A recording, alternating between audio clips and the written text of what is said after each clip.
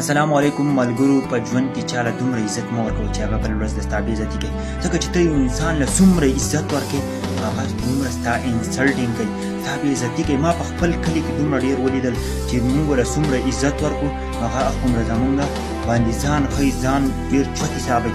داسې خلکو له عزت مه ورکوه چې هغه په تا باندې ځان چوت حسابوي. خپل د ځان خیال وساته مړه، د خپل ځان له عزت ورکړه، خپل ځان داسې قابل کا چې بله ورځ د حال سړی سلوټونه کوي، سلامونه درته کوي، نو ځان داسې قابل جوړ کړه.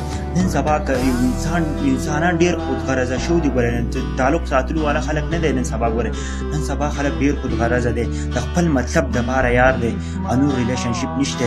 خپل خلک نه دی چې خپل خلک دې ښه نو بیا به ته ښه چې خپل خلک ستا په بېعزتۍ پسې درپسې، ستا په کمزورۍ پسې درپسې، په تا باندې الزامات لګوي خو به له بل چا نه څه ګیله وکړي. نو دا خبرې زه السلام علیکم ملګرو. که په زندګۍ کې تاسو کامیابي غواړئ نو د خپل کامیابۍ راز به چېرته چاته نه وایئ.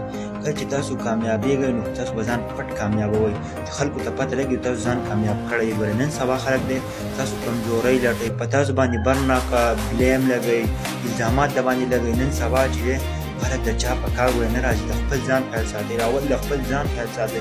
څومره چې ته یو انسان له عزت ورکوې هغه به دومره ستا بېعزته کوي، دومره به تاله بېعزتي درکوي.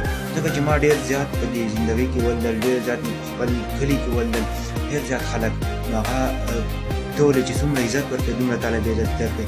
په زندګۍ کې خپله کمزوري چاته مه وایئ. اکثر خپل خلک ستا کمزوري لټوي او نورو ته وایي.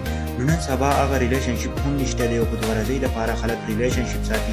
نو د خپل زندګي په خپله تېره کړه،